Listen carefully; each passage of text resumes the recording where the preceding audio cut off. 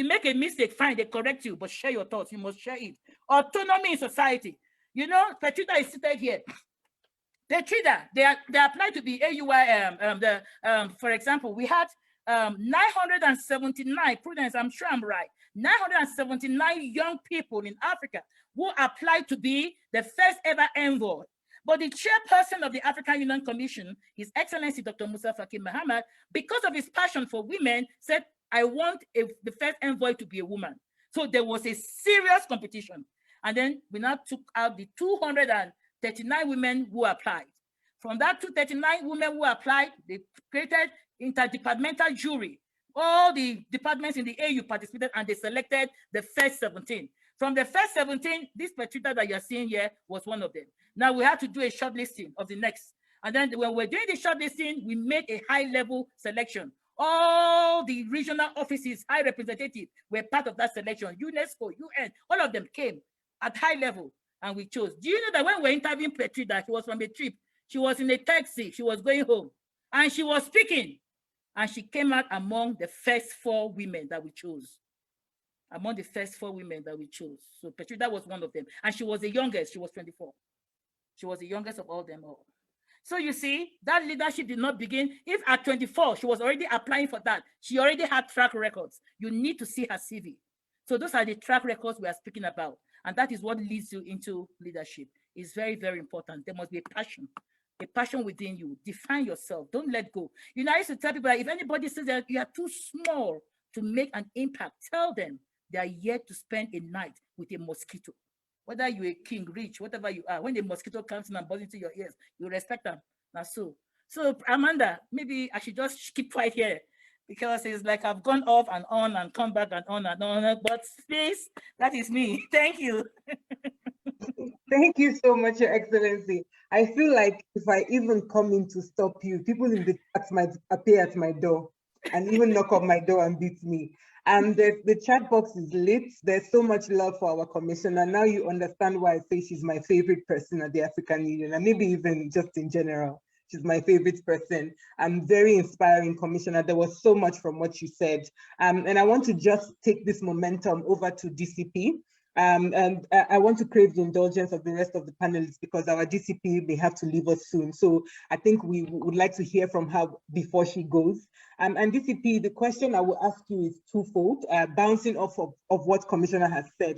Commissioner has given a lot of advice to us as young women, and very inspiring advice. And I want to ask for your own words, specifically for young women. First of all, what advice do you have for young women to take up spaces and be more visible? Commissioner has spoken to building yourself up personally, etc. But how can we be more visible in a world where leaders already exist? There's so much, people are already in spaces doing things. How do we as a young person, how can I get to Petrida's level? How can we get to that space where we are visible? How do we make ourselves seen as young women? Thank you, Amanda. What my sister, Professor Sarah, Commissioner Sarah has said, I think I agree with all of that she said. And my personal experience is like, you need first to focus on your education, excel at something, whatever it is.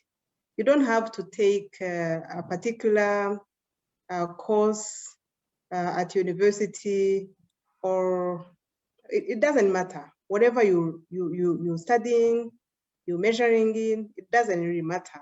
What matters is the attitude with which you're doing it and how you're excelling at it. And at times, you don't have to be worried much about how do I get out there, because if you actually are adding value, if you are excelling, if you are being selfless, and you're willing to participate, you're willing to give of your time to engage in those different groups or social or any other formal and informal roles, people will be watching. Most of the time, at least in my case, I've never, I would say, competed for a position. So I've always been invited to a position. So it's like you have to try and aim at being the best version of yourself, and also know what you want.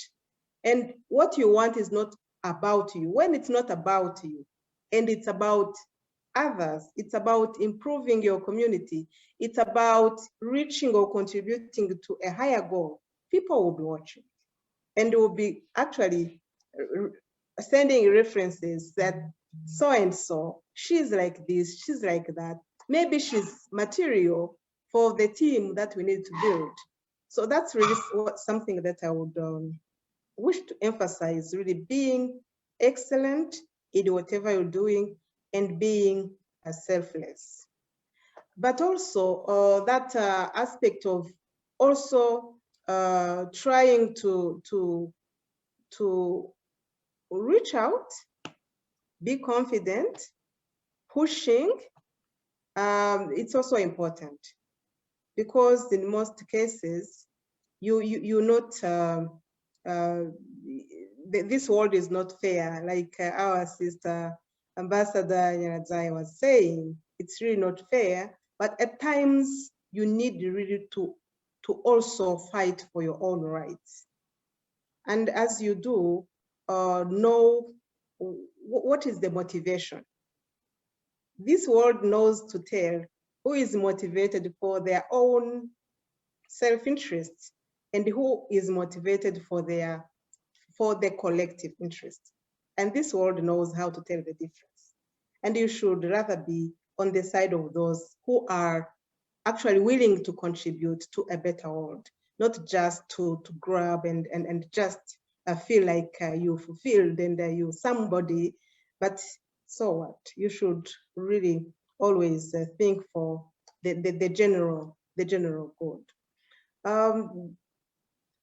Being the voice for the voiceless, being the face for the faceless, I think that is also important as we speak.